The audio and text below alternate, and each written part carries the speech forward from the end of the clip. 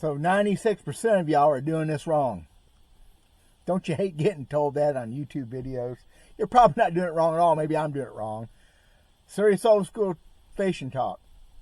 And a lesson and a bunch of blah, blah, blah. I'm Dale Verts. I'll be back in just a second. Son, there's a bite. There's a bite. There's a bite.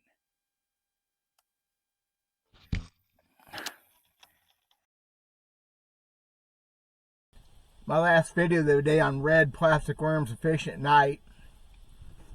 Had a guy make a comment yesterday. There was a bunch of blah, blah, blah. It took forever to get to the point. Come on, y'all. I'm a 60-year-old man who's bass fished most of my life. That's all I got is blah, blah, blah. I can't make up nothing new. I have to throw a bunch of blah, blah, blah in to make it fulfilling and interesting. Whatever. Blah, blah, blah. I'm a blah, blah, blah kind of guy. So the story today is this. A couple months ago or last month, I fished with my buddy. I hadn't fished with him forever. On his cousin's lake, 25-acre lake. We fished 2 days and 2 weeks, caught a bunch of fish, had a lot of fun. Mike hadn't bass fished seriously in 36 years. The week before we went the first time, he took his son and grandson, and his grandson wanted to catch some bass. Mike has been a crappie fisherman for 36 years. So he got to throwing a plastic worm. He was showing his grandson what it looked like when he got bit. So he's showing him and letting the fish swim around. Because it's fun to do. Not so much for me. I like getting my lip around their jaw, but it's what he did. So when he went with me and started doing the same thing, I kind of thought that he got hung up doing it with his grandson. No big deal, right? But then he lost a lot of bass, missed a lot of bass. That first day out, I caught a bunch more fish than he did. I think he had the same bites I did. He just wasn't getting them. And I didn't think a lot about it because he hadn't been bass fishing in 36 years, you know. I mean, there's a lot to that. But the next week we went fishing again, and the fishing was tougher, and I started watching him out of the corner of my eye because I didn't want to sit there and call him a dork, even though I do. He was having some problems. We talked about it a little bit before the end of the day, and I'm going to talk about it now because it may be something other people have problems with. It's a basic go-to thing, but it's easy to forget, and Mike, he's 36 years, y'all. That's a long time. Blah, blah, blah, blah, blah, blah, blah, blah, blah, blah. Blah. So, back in the late 70s, early 80s, my favorite fishing show was Fishing with Roland Martin. Probably a lot of y'all's. And between Roland Martin and Bassmaster Magazine and a rare occasional article in Field and Stream, I learned how to plastic worm fish. That's all. Wasn't nobody teaching me. But Roland had a way of doing things. He don't do it no more. I've seen him since then enough. But back then, he would get a bite on a soft plastic bait, generally a plastic worm, and he would bend over, cranking down, point the rod right at the fish before he set the hook. So that's what I mean, bend over 90 degrees plus, maybe more than that. Point the rod right at the fish and jerk. Obviously, it worked some for him. It worked some for me. I got over it.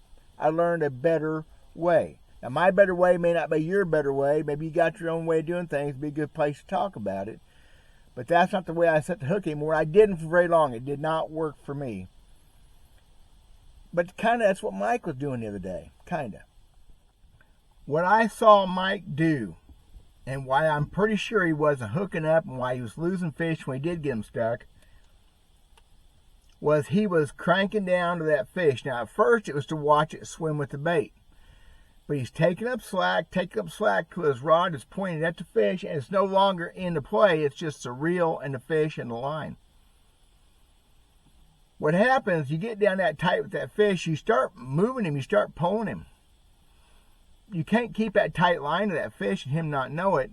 But when you go to set the hook, you don't get enough of an early part of the snatch, and your bait pops out of the fish's mouth, or maybe snags them in the lip for a second and they get away. I'm sure of that. It happened to me when I was a kid. It happened to me guiding people and showing people how to fish soft plastics and jigs and things. You cannot have a tight line when you set the hook. I don't think, my opinion. When I set the hook, I slackline it. Have for a long time, and it works too well for me, and I bet you a lot of you guys it works for you too, and you don't think about it. I don't think about a hook set anymore at all. At least I don't lay it out. A hook set is based on variables like how deep you're fishing, what kind of bait you're fishing, where your body position is relative to the bait, and all that gets microprocessed and you set the hook, and sometimes you blow it, sometimes you get caught off balance, sometimes you get caught by surprise. I do not announce a strike. Mike was saying, look at this, got one, I got one, I got one, I got one. Okay. If I say there's one, it'll be their grunt. Because I'll go there, one. I mean, that's the way I do it. I don't play around. I'm one of those guys that snatch fish early. Unless it ain't working. I'm smart enough to know sometimes, some days, things are weird. The big 10-inch, 12-inch plastic worms too early in the season. Before they really bite them good, you got to feed it to them for a second. But fish do not have fingers on their hands. Well, they ain't got hands. When they got a bait, it's in their mouth. Is it the hook in or not? That's the key. I get bit, I drop the rod, I start cranking the reel, but I do not take the line out with the reel as far as where I drop the rod. There's still slack. I punch it to them. That slack lets that, you get a run on them. The bait makes a jump in their mouth and hooks them. But the biggest thing about setting a hook on a bass on most techniques, is you start the hook set with the rod and you finish it with the reel. That's why every technique, even my light line stuff, I do some quick cranks right after I get the hook set. Start the hook with the rod, drive it home with the reel. It's kind of always been my feelings. Especially, and mostly we're talking muscle fishing, y'all. We're talking plastic worms, creature baits, and jigs. We're not talking about finesse stuff and spinning rod stuff where you sweep a hook. Like crappie fishing, you sweep the hook. You set the hook on a crappie like I'm talking about, you tear holes out in the mouth, you ain't going to catch them. Not very many of them. Slack hook set. Whop! Crank, crank, crank, crank. If you're not sure, you pull again. So I've seen guys yank all the way back to the boat. And that's a good way to lose a fish too. So Mike, in my opinion, was no slack in line, actually pulling the bait out of the fish's mouth before he ever set the hook. 36 years. This is a muscle memory thing that he don't have anymore. He don't have a muscle memory. He can barely remember fishing with me back then. He's an old guy. A dorky old guy. One of my best buddies in the world. How do y'all set the hook? What do? Do you think about it? I so rarely think about it. Setting a hook with 50-pound braid is definitely different with 12-pound monofilament. But use a different kind of bait, different technique, different situation. You can hardly set the hook too hard on a frog, even with braid, especially on long casts.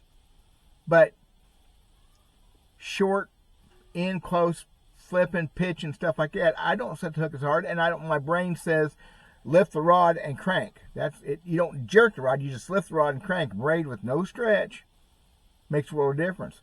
It's a fluorocarbon I haven't fished with yet. It's not supposed to have as much stretch. Will I be setting hooks in between braid and mono? Gosh, I hope not. That'd be just too much to think about. I don't want to be thinking about this. I want muscle memory to take over and do its job so I don't have to think about anything but putting a fish in the boat. So I'm setting the hook on a slack line. Not a ton of slack. But when I drop the rod to set the hook, it's a quick deal. I'm also cranking the reel, but I do not crank the same amount of line out that I'm dropping the rod. Not as much. Pop it to the fish, get that little jump of that slack line, that much jump to get the hook started, crank a couple times pretty quick, and then have a fun time fighting them, hopefully. But I think that's a lot of the fish you lose. Halfway to the boat, they jump off. Never got the hook anything but started. So it didn't set the hook hard enough, so it took on too tight lines, so it took on too slack line. Yeah, it's a lot of information. A lot of things to go through, but your brain is the biggest computer on the planet, and practice makes perfect. Muscle memory. The things that I don't think about, I don't worry about, I don't contemplate, except for the body position. Obviously, you set the hook different on a fish 25 foot deep or 50 foot away than you do 5 foot deep or 15 foot away or 10 foot away. Different with braids. So there's a lot of little things come into play. I think it's interesting stuff. I think it's something that's probably been done on YouTube a million times, but I'm doing this is my channel. This is the way I'm doing it. You know, blah blah blah blah blah. Makes sense. Hopefully we're gonna go fishing again. I'm sure we will. It's kind of hot. Wait for some nicer weather, and me and him will get out there and hopefully he'll get this figured out. Back in the day when we fished, he's 35 years old. He whopped it to him. He didn't whop it to him one time hardly when we was fishing. He just kind of, look at that, I got a bite. Look at him go, look at him go. Then jerk, and all you do is turn that fish's head a lot of times. So, that's my critique of him, not my critique of you. Because I hate it when somebody tells me all the stuff I'm doing wrong on YouTube videos. I refuse to watch them. Blah, blah, blah, blah, blah, blah. Of course, as always, Solar Bat. Link in the description. Please check it out if you're looking for some good fish and sunglasses. Or for this month of August, we've also got a great sale on glasses that aren't necessarily fishing glasses. They'll work for it. But shooting glasses, tennis glasses, golf glasses. I guess there's a reason for glass for everything specific. And guys, these ain't expensive sunglasses. Check it out, please. I appreciate it. There you go. That's all I got. Just thinking about my buddy and him struggling. I don't want him to struggle. We're having fun. I want him to have a good time. I want him to catch more bass than I do. That would be awesome. Just not bigger ones. I want to catch the big ones. God bless you guys. Thanks for watching. Be cool. Let me know what you're thinking. Blah, blah, blah, blah. Blah, blah, blah, blah, blah, blah. Blah, blah, blah, blah, blah, blah. I got one. See it? See it? Look at him go. Look at him go. I'm going to set the hook now.